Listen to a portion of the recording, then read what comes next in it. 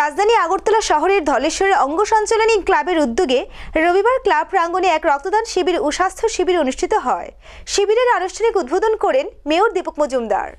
অঙ্গ সঞ্চালনী ক্লাবের উদ্যোগে রবিবার ক্লাব গৃহে এক স্বেচ্ছায় রক্তদান উৎসব ও স্বাস্থ্য শিবিরের আয়োজন করা হয়। স্বাস্থ্য শিবিরে স্বল্প মূল্য বিভিন্ন রক্ত পরীক্ষার ব্যবস্থা রাখা হয়। উদ্বোধক হিসেবে উপস্থিত ছিলেন স্বামী অর্মতানন্দ মহারাজ, আগরতলা রামকৃষ্ণ মঠ ও মিশন।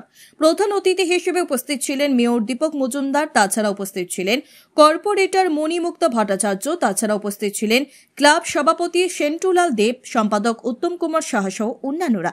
রক্তের প্রয়োজনের সময় এরকম রক্তদান শিবিরের আয়োজন করায় উদ্যোক্তাদের ধন্যবাদ জানান মেয়র দীপক মজুমদার। তিনি বলেন, রক্তের কোনো বিকল্প নেই। যারা রক্তদান করছেন তারাই হলো রক্তের বিকল্প বলেও তিনি মন্তব্য করেন। পাশাপাশি সকলকে রক্তদানে এগিয়ে আসার জন্য আহ্বান জানান তিনি। আজকে আগরতলায় অঙ্গ সঞ্চালনী ক্লাবের উদ্যোগে রক্তদান শিবির এবং স্বাস্থ্য শিবির আয়োজন করা হয়েছে। আমি ক্লাবকে প্রথমে ধন্যবাদ জানাই, কারণ অত্যন্ত প্রয়োজনীয় সময় তারা উদ্যোগ গ্রহণ করেছেন।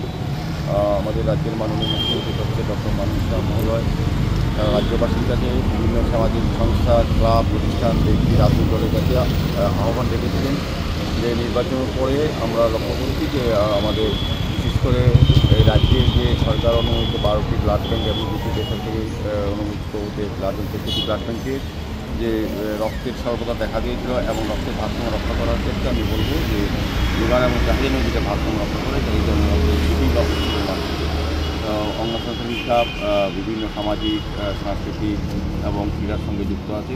সারা বছরই তারা বিভিন্ন প্রোগ্রাম করে ক্লাবকে রক্তদান উৎসব নতুন না, সারা বছরই তাদের সমাজের দায়িত্ব কর্তব্য নিয়ে কাজ করেন।